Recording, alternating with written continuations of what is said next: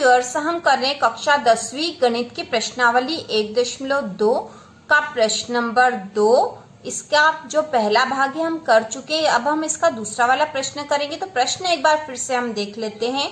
प्रश्न था, पूर्णांकों के निम्नलिखित युग्मों के एचसीएफ और एलसीएम ज्ञात कीजिए। मतलब जो पूर्णांकों के युग्म हमें दे रखे हैं उसका एचसीएफ और एलसीएम हमें ज्ञात करना है तथा इसकी जांच कीजिए कि दो संख्याओं का गुणनफल बराबर है एचसीएफ और एलसीएम के। तो हम इसको करते हैं इसका दूसरा भाग। तो हमें जो संख्याएं दे रखी है वह है 510 और 92। तो हम लिखेंगे सर्वप्रथम संख्याओं के अभाज्य गुणनखंड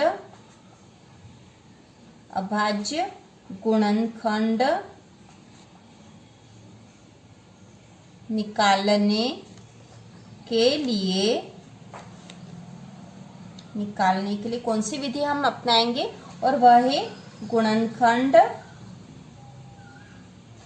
वृक्ष विधि, या जिसे कहते हैं फैक्टर ट्री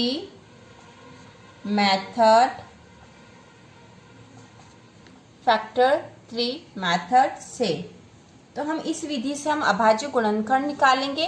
तो सबसे पहले हम लिख देते हैं 510। तो 510 के अभाज्य गुणनखंड निकालेंगे। तो इसमें किस संख्या का भाग चला जाएगा? सबसे पहले छोटी संख्या से ही शुरू करते हैं हम। तो इसमें 2 का भाग चला जाएगा क्योंकि इसके आखिरी में 0 है। तो ऐसी संख्या है जिनके आखिरी में 0 होता है उसमें 2 का भाग पूरा चला जाता है। तो सर्वप्रथम 2 का भाग लगाएंगे। तो भाग लगाने के लिए हम यहाँ रफ में कर सकते हैं या सीधा भी कर सकते हैं, बहुत आसान है। तो हम यहाँ पर करके भी देख लेते हैं ताकि आपको अच्छे से समझ में आ जाए। 510 में हम 2 का भाग लगाएंगे। 2 दूना 4, 1 बचा ऊपर से उतारा 1, 2 पंजे 10, यहाँ 1 बचा ऊपर से उतारा 0, फिर 2 पंजे 10 हो जाएगा। तो 255 आए। यहाँ पर हम सीधा भी कर सकते हैं कि 2 दूनी 4 हुए, 1 बचा 2 पंजे 10, फिर 1 बचा 2 पंजे 10। तो यहाँ आ गए हैं 255। अब 255 में हम किस संख्या का भाग लगाएंगे? तो 2 के बाद हम 3 का भाग लगाते हैं, पर इसमें 3 का भाग जाएगा नहीं, या हमें देखना पड़ेगा कि 255 3 से भागित होता है कि नहीं। तो इसका आसान तरीका है कि इन संख्याओं को यदि हम जोड़ लें, इनका योग कर लें, और उस योगफल में यदि 3 का भाग चला जाता है या 3 के पहाड़े में वो संख्या आती है तो इसमें 3 का भाग पूरा चला जाता है। जैसे ये 5 और ये 5, 5 और 5 10, 10 और 2 12 हुए। 12 क्या 3 के पहाड़े में आता है? तो हाँ, आता है 12 3 के पहाड़े में, तो इसमें 3 का भाग चला जाएगा। तब इसमें 3 का भाग लगा देंगे हम। 255 में 3 का भाग यहाँ रफ में लगा के भी बताएंगे आपको। 255 में हम 3 का भाग लगाएंगे। तो कितनी बार देंगे? 3 8 बार 24 आ जाएंगे। ठीक है। अब यहाँ बचा 1, ऊपर से उतारा 5, फिर 5 बार भाग चला जाएगा। 3 का पहाड़ा 5 बार बोला तो 15 आए। तो यहाँ आ गया 85। ठीक है। 3 का भाग लगाया तो आ गए हमारे पास 85। अब इस 85 में क्या 3 का भाग जाएगा? तो उसको देखने का आसान तरीका है हमारे पास। इन दोनों को जोड़ लेंगे तो 8 और 5 होते 13। 13 3 के पहाड़े में नहीं आता तो 3 का भाग इसमें नहीं जाएगा। तो अब किस संख्या का भाग लगाएंगे? तो इसके आखिरी में 5 है, मतलब 3 के बाद जिसमें 5 का ही भाग जाएगा, 4 का भाग नहीं जाता है। ऐसी संख्याओं में जिसमें आखिरी में 5 हो तो इसमें 5 का भाग लगाएंगे। अब हम 5 का, तो 85 में 5 का भाग हम ऐसे ही लगा सकते हैं। 5 का पहाड़ा 1 बार बोला तो 8 में से 5 घटा दिए तो 3 बचे। 3 और 5 35 हो गया, और 5 7 35 हो जाएंगे। ठीक है। तो 5 एकम 5, 3 बचे, 5 7 35, 17 है। आसान था। तो अब 17 जो ऐसी संख्या आई है जिसमें कि अभाज्य संख्या है, इसमें और किसी संख्या का भाग नहीं लगेगा 17 के अलावा, और किसी संख्या का भाग 17 में और किसी संख्या का भाग नहीं जाता है। तो हमारे लिए यही अभाज्य गुणनखंड आ गया है। तो इसके अभाज्य गुणनखंड आ गए हैं 2, 3, 5 और 17। तो हम लिख देंगे 510 के अभाज्य गुणनखंड बराबर क्या आ गए? 2 गुणा 3 गुणा 5 गुणा 17। ठीक है। अब एक और जो संख्या दे रखी है वह है 92। तो अब हम 92 में भाग लगाएंगे, इसमें भी हम इसके अभाज्य गुणनखंड निकाल लेंगे इसी विधि से, जिस विधि से हमने 510 के निकाले हैं। तो यह और आसान है। जैसे 92 लिख दिया हमने, इसमें किसका भाग लगा देंगे सर्वप्रथम, तो सर्वप्रथम इसमें 2 का भाग चला जाएगा, ठीक है, 2 का भाग चला जाएगा। तो हम ऐसे ही कर लेते हैं, आसानी से हो जाएगा। 92 में 2 का भाग लगा दिया तो 2 चौक 8, 4 बार जाएगा, 8 आए, 1 बचा, 9 में से 8 गए तो 1 बचा, 1 और 2 12 हो गए हैं, और 2 छंग 12 46 आ गए हैं, ठीक है। आसान था, फिर भी हम कर लेते एक बार। जैसे 92 है, इसमें 2 का भाग लगा दिया, 2 चौक 8, 1 बचा, 12 हो गया, 2 छंग 12, ठीक है, 2 ऊपर से उतारा था तो ये 12 हो गए, 46 आए हैं। बहुत आसान है। तो 46 आए, 46 में और किसका भाग जाएगा, तो 2 का भाग इसमें चला जाता, तो हम पहले 2 का ही भाग लगाएंगे। 2 का भाग लगाया तो 2 दूनी 4 और 2 तिया 6, 23 आ गए। बहुत आसान था। तो अब 23 जो ऐसी संख्या आ गई जिसमें 23 के अलावा और किसी संख्या का भाग नहीं जाता है, अभाज्य संख्या है, तो यही इसका अभाज्य गुणनखंड हम लिख देंगे सीधा।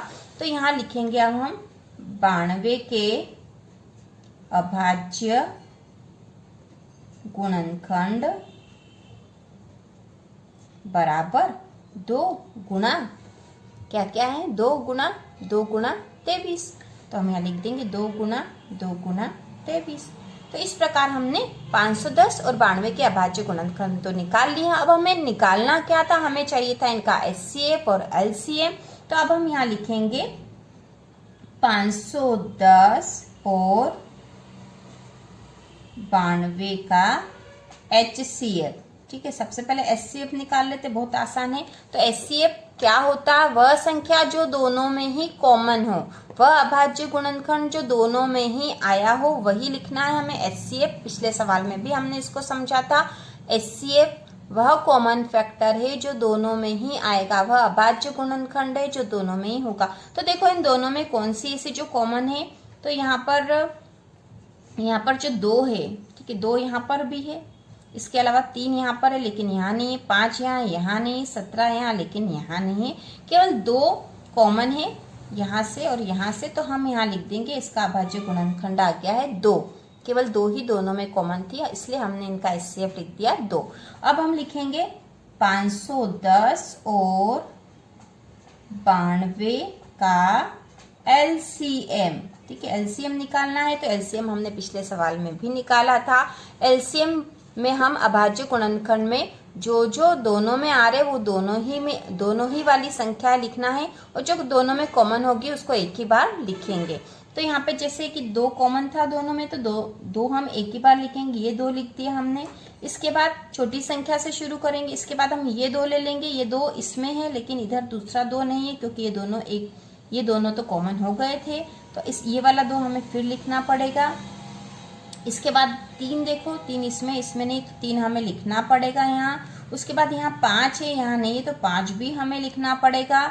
उसके बाद ये 5 लिख लिया हमने। उसके बाद यहाँ 17 है, यहाँ नहीं तो हमें 17 भी लिखना पड़ेगा। और उसके बाद यहाँ 23 है, इसमें नहीं था तो हमें गुणा करके 23 भी यहाँ लिखना, ठीक है। ये लाइन यहाँ आ गई थी, कोई बात नहीं, यहाँ पर हमने 23 लिख दिया है। तो इस प्रकार यहाँ पर इनके गुणा करना है, और ये जो गुणा आएगा वही इसका LCM है। तो हम गुणा कर लेते हैं, ठीक है। देखो 2 का पहाड़ा 2 बार बोला तो 2 दूनी 4 हो गए, 4 का पहाड़ा 3 बार बोला तो 4 तिया 12, 12 का पहाड़ा 5 बार बोला तो 12 पंजे 60 हुए। 60 में 17 का गुणा करना पड़ेगा, तो हम कर लेंगे, ठीक है। 60 गुणा 17, 17 का पहाड़ा 0 बार बोला तो 0, 17 का पहाड़ा 6 बार बोलेंगे तो 17 चंग होते हैं 102, तो यहाँ आ गए 1020। अब हमें और किसका गुणा करना है, 17 तक गुणा कर लिया था, अब हमें इसमें 23 का गुणा करना है। 1020 में हमें 23 का गुणा करना पड़ेगा तो ये पूरा गुणा होगा। तो अब यहाँ 23 का हम गुणा कर देते हैं 1020 में 23 का, तो 23 का पहाड़े से हो जाएगा क्योंकि 2 ही बार है सबसे अधिक, 23 दूना 46 होते हैं। 23 का पहाड़ा 0 बार बोला तो 0 आया, 23 का पहाड़ा 2 बार बोला तो 46 हो जाएंगे, 23 दूना 46 की 6, असिल का 4, फिर 23 का पहाड़ा 0 बार बोला तो 4 यहाँ आ गया, और 23 से कम 23, ठीक है, इतने आए हैं। यदि आपको 23 का पहाड़ा वाला नहीं जम रहा तो आप 3 और 2 का अलग अलग भी करके गुणा कर सकते हो। तो इन सब का गुणा करा तो हमारे पास आ गई संख्या 23,460। तो ये हमने क्या निकाला है, हमने एलसीएम निकाला है। सबसे पहले इनके अभाज्य गुणनखंड लिख दिए जो कि दोनों में थे, और जो तो कॉमन थे दोनों में उसको एक ही बार लिखा है, और इस प्रकार इनका गुणा कर दिया। तो ये हमारे पास एलसीएम आ गया 23,460 और एचसीएफ आया था 2। लेकिन अभी हमारा सवाल पूरा नहीं हुआ है, क्योंकि हमें तो सिद्ध करना था। तो लिखते हैं सिद्ध करना है। क्या सिद्ध करना है? दो संख्याओं का गुणनफल बराबर HCF गुणा LCM। ठीक है, यही हमें सिद्ध करना था। दो संख्याओं का गुणनफल बराबर है HCF गुणा LCM। तो दो संख्याओं का गुणनफल में दो संख्याएं कौन कौन सी हमारे पास है 510 गुणा 92। 510 गुणा 92 ये दो संख्याएं। तो दो संख्याओं का गुणनफल निकालना, इसलिए हमने इनके बीच में गुणा का निशान लगा दिया है। बराबर HCF कितना आया था 2 गुणा LCM कितना आया है 23,460। तो इन दोनों का गुणा और HCF और LCM का गुणा बराबर आएगा तो हमारा ये सिद्ध हो जाएगा। तो पहले 510 में 92 का गुणा कर देते हैं। तो हम यही कर लेंगे रफ में 510 में 92 का गुणा। पहले 2 का करते हैं। 2 का पाड़ा 0 बार बोला तो 0, 2 एकम 2, 2 पंजे 10 हुए हैं।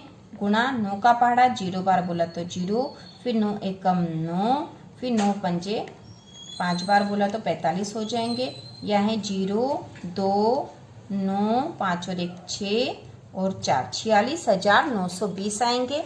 तो हम यहाँ लिख देते हैं। इनका गुणा जब करा है तो आए हैं 46,920 बराबर। अब 23,460 में हमें 2 का गुणा करना पड़ेगा। तो हम यहाँ कर लेंगे रफ में। ठीक है, 23,460 में 23,460 में हमें 2 का गुणा करना है। 2 का पहाड़ा 0 बार बोला तो 0, 2 का पहाड़ा 6 बार बोला तो आए हैं 12 की 2 असिल का 1, फिर 2 का पहाड़ा 4 बार बोला 2 चौक 8 और 1 9, फिर 2 का पहाड़ा 3 बार 2 तिया 6 और 2 का पहाड़ा 2 बार तो 2 दूनी 4। तो आए हैं 46,920। ठीक है, हम यहाँ लिख देंगे 46,920 आए हैं HCF गुणा LCM, और दो संख्याओं का गुणनफल भी 46,920 आया, दोनों बराबर है। इस प्रकार ये सिद्ध हो गया है। तो हम यहाँ लिख देंगे इस प्रकार सिद्ध होता है कि दो संख्याओं का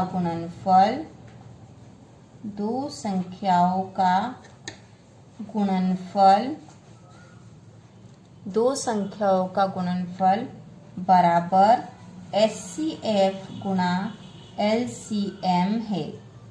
ठीक है, इस प्रकार हमने सिद्ध कर दिया। बहुत आसान प्रश्न था। बस इसको सबसे पहले हमें गुणनखंड वृक्ष विधि से अभाज्य गुणनखंड निकालना है। भले ही हम इस विधि का प्रयोग नहीं करें, यदि किसी और विधि का भी प्रयोग करें तो हमें सबसे पहले अभाज्य गुणनखंड ही निकालना पड़ेंगे। अभाज्य गुणनखंड निकालने के बाद हमें इनका HCF और LCM निकालना है, और HCF और LCM निकालने के बाद हमें सिद्ध करना है कि दो संख्याओं का गुणनफल बराबर है HCF गुणा LCM के। करके देख लेंगे और इस प्रकार सिद्ध करके बता देंगे। तो इसी प्रकार के और वीडियो देखने के लिए चैनल को सब्सक्राइब कीजिए।